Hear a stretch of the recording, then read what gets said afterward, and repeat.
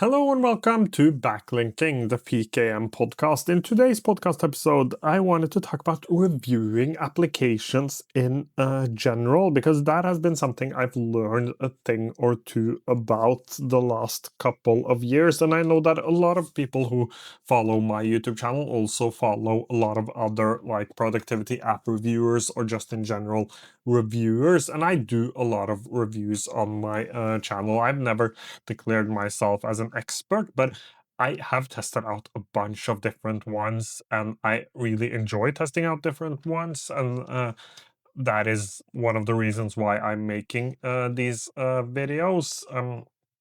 And I review them, of course, based on my own personal experience. But what I really wanted to talk about today was like some of the issues, some of the problems, and some of the thoughts that go behind reviewing applications. So I recently reviewed an application that was very, very new. We're talking like a month. I did not get paid for that review or any review in general. I will get back to that later. But um, the application was new to the point where I wasn't like, I cut it a lot of slack because it just hadn't had the time um to like develop enough. And I do a lot of reviews on early stage applications.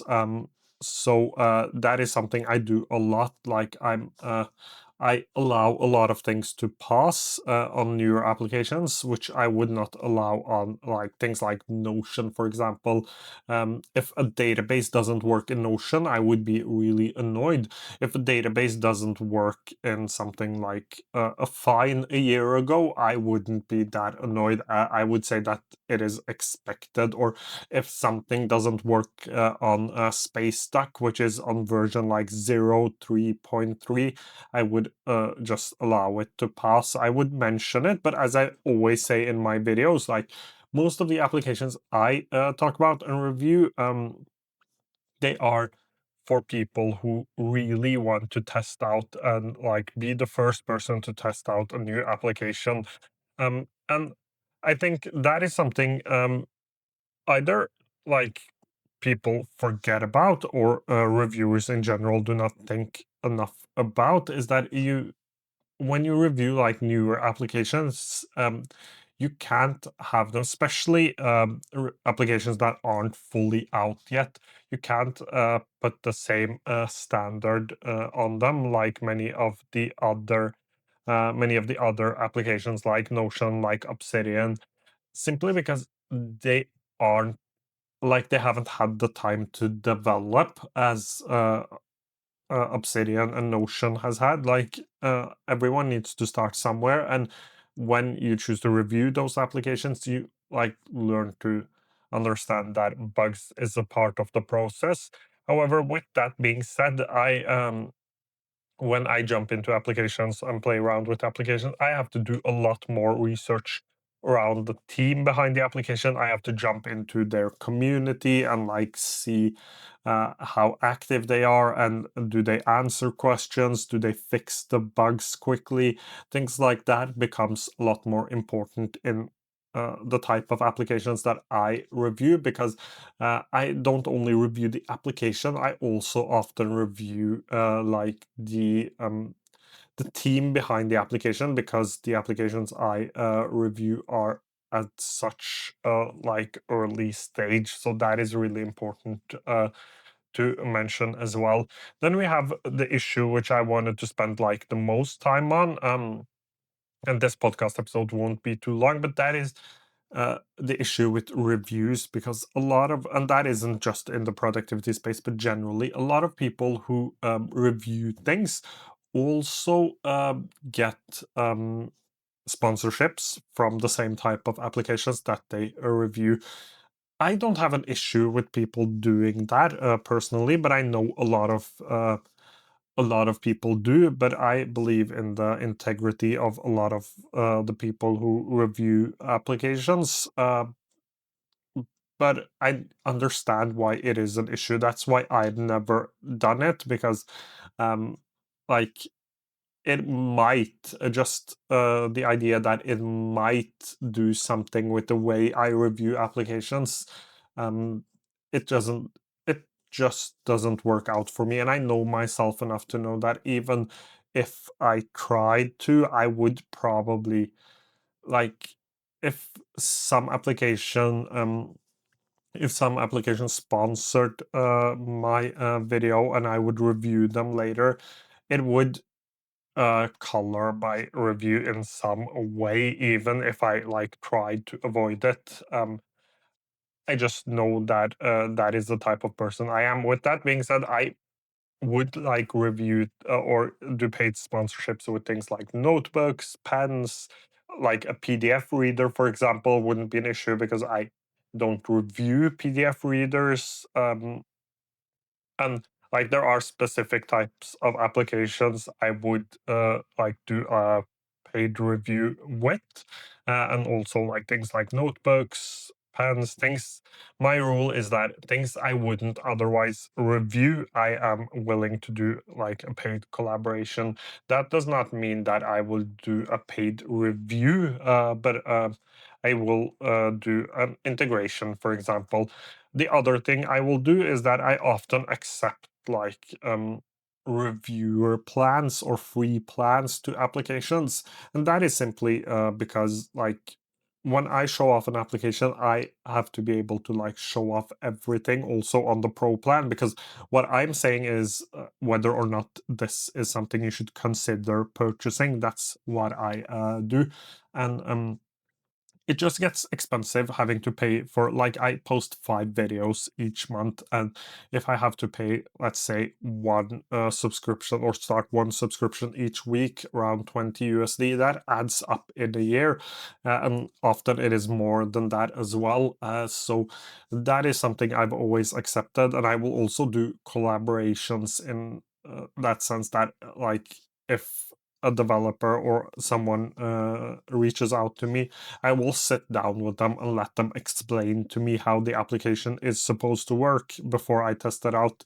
So that has been things I have done, and I've always like had this rule of being having podcast episodes like this, or generally having videos where I talk about like what are my thoughts around this stuff, because it it is really important. It is important to a lot of people, and it is important to me personally to just be as honest and transparent as I can. I also do affiliate links, but those are like a little different because I do them on all applications. And like they don't color my reviews at all.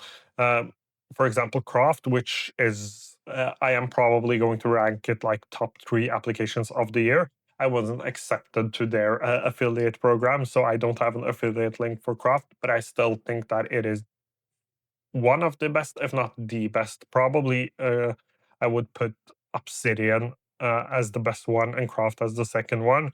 Again, Obsidian is also an application I do not have an affiliate link for, so that hasn't been. Um, it isn't the same in my eyes because I can get them for almost all applications, and they also pay little to no money most of the time.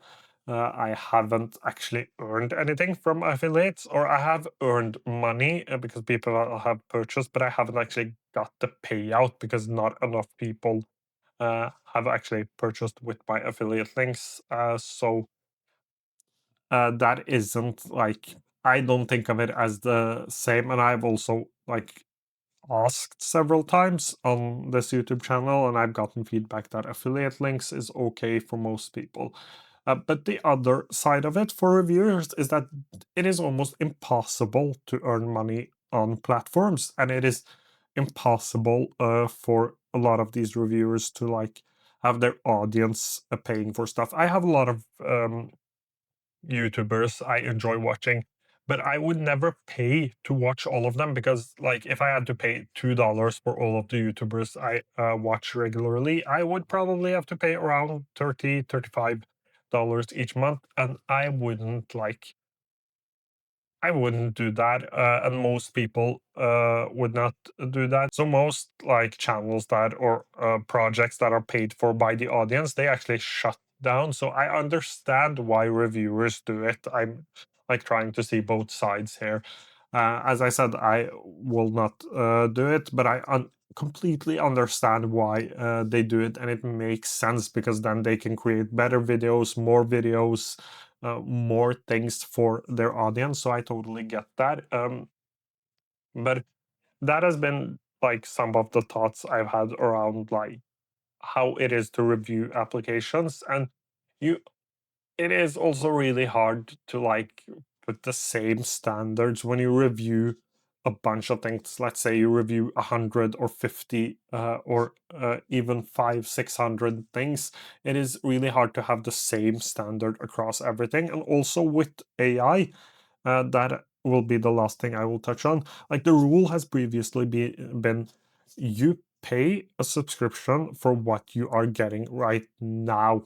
So don't expect the application to change or to improve a lot. That is really different now. It has always been different with the types of apps I mainly cover, and I mainly cover them because no one else does, which gives me like an edge on YouTube and in search. But that has started to change with AI because AI improves so fast. Like, let's do AI browsers. You're not paying for what it is right now. You're paying so you can learn it before it gets to the point where everyone is going to use it, and you're paying for the future. That has changed a lot with AI. That will probably be something I will need to do a whole other separate podcast on, but it makes it really hard to review stuff when that is the case, when that feels like the standard for applications nowadays is you're paying for their roadmap, you're paying for the future.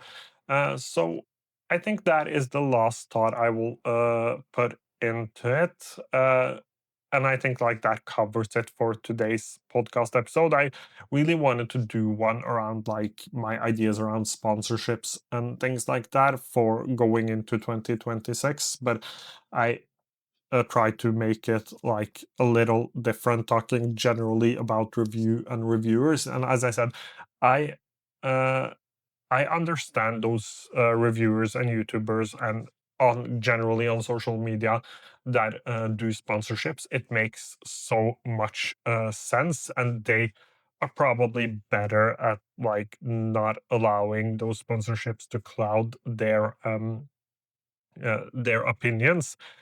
I have like I struggle to like if someone is kind to me, I struggle to not allow that to cloud my judgment. So if someone was paying me, that would probably be uh, probably had have some effect on me, even if I try to avoid it. So that is just me as a person and the way I am. I might change in the future. We evolve as humans. That is something we do. I might become better at it. But currently, at my current stage, the way I am right now, it feels really hard to me. And like if I ever was to do sponsorships with applications, that would probably have to end up like someone else taking care of the sponsorship stuff and me not having anything to do with it at all. Um, I like the way something, and I will never get there, probably never get there. But just as an example, I like the way The Verge does it. They don't even read out their own ads. That would be something I would consider. And I will always, of course, consider reviewing like hardware stuff because that isn't something or consider doing sponsorships with hardware stuff because that, like, I only do software, and I will probably always only do software. Anyways, I think that covers it for today's episode. If you have any questions, leave them down below. I will try to get to them as soon as I can. And um, I think that's it. Thank you so much for watching or listening to today's podcast.